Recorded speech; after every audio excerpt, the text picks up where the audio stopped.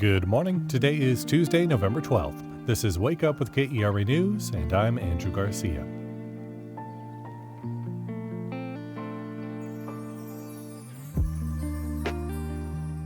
Today's going to be clear with temperatures reaching the mid-70s. As President-elect Donald Trump promises mass deportations on day one of his second term, some North Texas immigration groups are promising to fight those efforts. We are going to continue to push back against abuses of the law. We'll hear how they're preparing after today's news. Texas lawmakers are looking at ways to further restrict diversity, equity, and inclusion initiatives within higher education. The Republican-controlled legislature passed a law banning DEI programs and offices at public universities last year. Lieutenant Governor Dan Patrick directed state senators to look at expanding that ban to academic programs during the upcoming legislative session. The next session begins in January. A 1988 Dallas ordinance created police officer-to-resident ratios. The Dallas City Council may vote to remove that provision. The move could help the city avoid a lawsuit after two controversial charter amendments passed on Election Day. Proposition S allows people to sue the city for violating the charter, ordinances, or state law, and the city must waive its governmental immunity in those cases. The city is currently not in compliance with the 1988 ordinance. If the police officer ratios are removed, the city could avoid a legal fight under the new charter provision. But even then, another amendment passed on Election Day contains similar language to the decades-old ordinance and creates police officer hiring mandates. The item is slated for tomorrow's council meeting.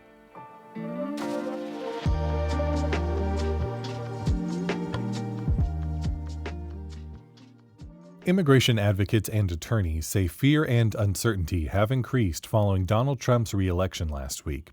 He made mass deportations a focus of his campaign and is promising to start on day one of his presidency.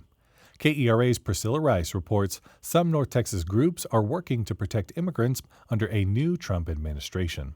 Just a couple of days after the election, the usually busy Mexican consulate office in Northwest Dallas, often with a line outside the door, seems quiet. Outside, a few people sit on benches waiting for their appointments or their ride home.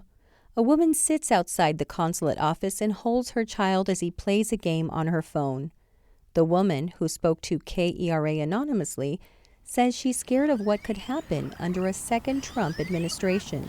Como la candidatura de Trump siempre fue como atacándonos a todos los mexicanos, entonces pues uno está con el temor de que vaya a haber más deportaciones. During Trump's candidacy, she says he was always attacking Mexican immigrants, so she lives with that fear that there's going to be more deportations. And she's not alone. Cristina Salazar is an immigration attorney who works for a nonprofit in Collin County that helps one of the most vulnerable groups of immigrants, women who have suffered from domestic violence. She says the anxiety among her clients was already there, but that fear has escalated. I've been getting some of the emails and calls for some of our clients. And yes, we are changing our procedures to kind of work things more, faster. And there are people who are, who are inquiring, has it been sent? Has it been sent? And that's kind of normal in this type of atmosphere. But it's the sense of urgency is definitely there now. President-elect Trump has promised mass deportation starting on day one of his presidency. And it'll be the largest deportation in the history of our country. And we have no choice. Salazar worries protections under the Violence Against Women Act, along with U visas for victims of crime, could be at risk. I know we're going to have a lot of things to fight against, and I know that we can't give the administration the benefit of the doubt. We can't. We can't just sit back and think that such and such can't happen, because we will be surprised if we have that mindset. So I think we have to work proactively. But these fears of deportation aren't necessarily new, says Faisal Al-Jabouri. He's with the Texas nonprofit legal group Raíces, which handles 10,000 immigration, refugee, and asylum cases a year.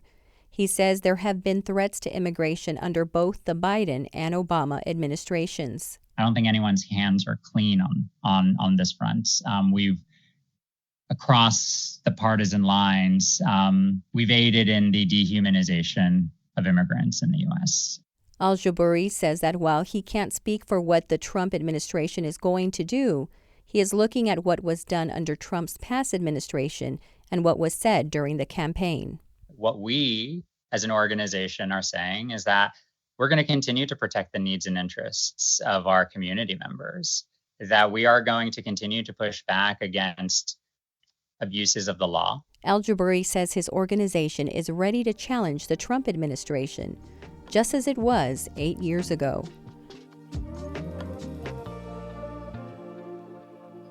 That was KERA's Priscilla Rice reporting.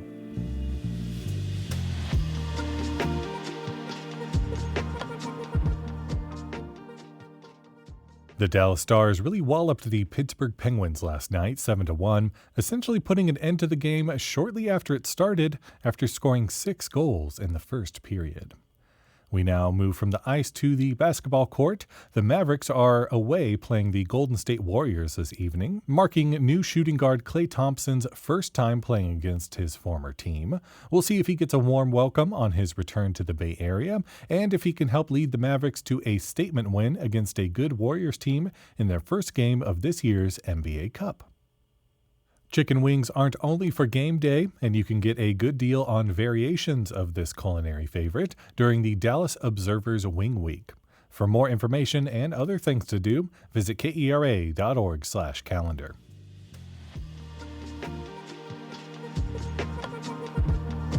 Thanks so much for listening to Wake Up with KERA News. I'm your host, Andrew Garcia. This show was produced and edited by Shardae White and Bekah Morr. For more news in your inbox, visit kera.org/wakeup. That's where you can subscribe to the Wake Up with KERA News newsletter, written by our colleague Catherine Hobbs. Connect with us on Facebook, Instagram, and TikTok at KERATX, and we'll see you tomorrow.